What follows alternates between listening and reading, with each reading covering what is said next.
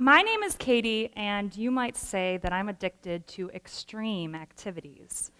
It wasn't always this way, though. In fact, in high school, the one position that I seemed to excel at the most was the bench.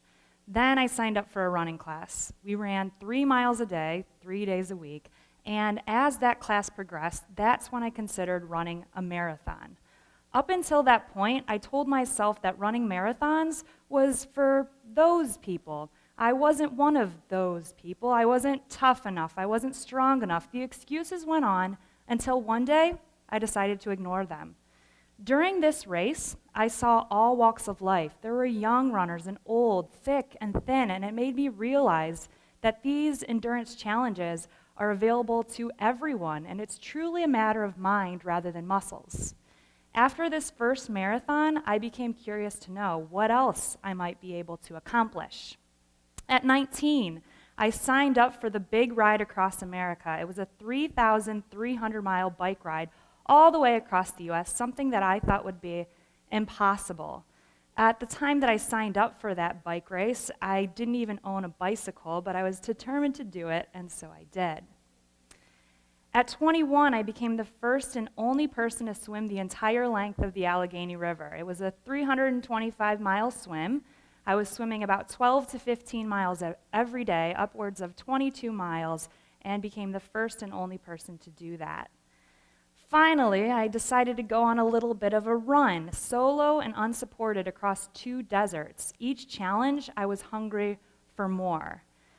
Now, rowing across the Atlantic wasn't something that I'd thought about before until the idea found me on a bus in Australia. Some guy sitting next to me mentioned that their friend had rowed a boat all the way across the Atlantic. I was intrigued. Then I was obsessed. I wanted to know if I could do this feat as well. I planned and trained for about 2 years for this challenge, and everyone was nervous for me. My friends were nervous, my family was more nervous, and I did have kids all across the country that would write to me expressing their concerns. I get a letter about 1 month before I set off from an 8-year-old named Justin. He wrote to me, "Hello, Katie. I think your quest to row across the Atlantic has gone too far. You know, you could run into sharks and stuff. Besides, what gave you the idea to row a boat anyway? Why by yourself also? If I were you, I would at least go with someone else, so if your boat sunk, someone would get eaten first." That's why you shouldn't row alone. Sincerely, Justin. So I couldn't convince any of my friends to go with me. So let's fast forward to January of 2010. And I say my final farewells to friends and family, wondering if it would be the last time I'd see them again. I fly myself to Africa, and suddenly my neighbor is a goat. Electricity is going out on a daily basis, and everyone is speaking French. So I set off on January 3rd for 1,000,000 oar strokes that lie ahead. On this 19-foot rowboat, I had 2 sets of oars, I had 4 iPods, 300 chocolate bars, and a lot of determination. But I was rowing in an ocean of unknowns. I knew that the odds were against me. So in this photo, you'll see that little speck on the horizon is my 19-foot boat. As you'll notice, there's no boat following right behind. There's no helicopter overhead. For those 70 days, I was completely alone. Or so I thought. On day 2, I start to feel like the small fish in a big pond. Some of the most frightening moments on my journey were these close calls with oncoming freighters that would feel like moving icebergs. On day 9, I start to wonder who left the lights on. Some nights, the moon would be so bright that it was like a spotlight was shining down on me. Other nights, there'd be thousands of stars punctuating the pitch black sky, and every night was a spectacle as I'd see this glowing plankton, a type of phosphorescence that would glow with each oar stroke. All right, day 20, I have 10 or 15 visitors. I was reaching the 4th way mark, and I wanted to do something special to celebrate this milestone. I wasn't sure what I could do, but the decision was made for me when I saw these fins appear and quickly realized I had 10 or 15 dolphins surrounding my boat, doing all sorts of tricks and flips. I felt like they were celebrating with me mid-ocean.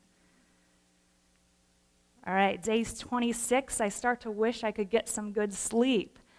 So it turns out that an ocean rowboat is great for rowing, but not much else. During the entire journey, I struggled to sleep more than 2 or 3 hours at a time. It was the biggest roller coaster imaginable. Day 37, I reach halfway. So day 1 looked like 2, day 2 looked like 3. You get the idea. So when I reached the halfway point, there was nothing special about that experience.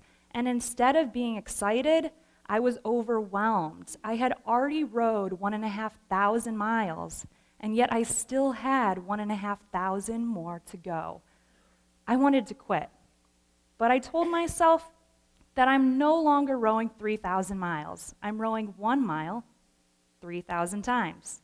And it's really that perspective that got me through even the toughest moments on my journey.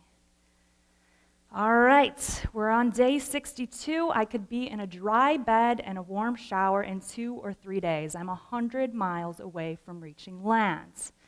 But instead, I'm battling 30-foot waves. I'm rowing in a part of the ocean where waves just seem to be spiking out of nowhere, where there's this fast current and swift winds. I realized that if I continue towards my original destination, I'll likely need a boat to tow me in to avoid crashing into any cliffs. I wasn't interested in that. I wanted to do this completely under my own steam. So I make a bold decision, adding 400 more miles to my journey, rowing 2 countries over where the current had died down and would give me a better chance to arrive without assistance. That decision could have added a half a month to my journey. In the end, it adds 8 more days, and in those 8 days, I do run across a few visitors. On day 64, I wonder whether I should have brought a bodyguard. After dreaming of seeing another human being, that dream nearly became a nightmare when there was a boat undetected on my radar screen. I thought they could be pirates and rowed away, hoping we didn't get better acquainted. With a bit of luck, I make it through those final 6 days, and I see land. Reaching land, the most surreal experience I have ever had. I felt like I was winning an Emmy, completing a marathon, and being released out of solitary confinement all at once. After 2 years of planning and 70 days on this 19-foot boat, my dream had become a reality, and I'd become the youngest person ever to row an ocean solo. Now, that row happened 2 years ago, and since then I've been resting, taking it easy, cycling nonstop across America, and starting a charity that helps communities gain access to clean drinking water. I'm getting restless though, so next year I think I might go on a little run across America, doing over 100 marathons in 100 days. Yeah, I get bored easily. So, I'm here not to convince you to row across an ocean or even to run a marathon, but we all have something out there that we'd like to do that seems unreasonable or out of reach. And I'm here to tell you that you're capable of more than you'll ever think. Think about what that out of reach goal is and realize that it is possible if you just take one step after another. You might not think you could run a marathon, but get out there and run a mile. You might feel stuck in a job, but get out there and take a course. Whatever you do, just take that first step. Thank you.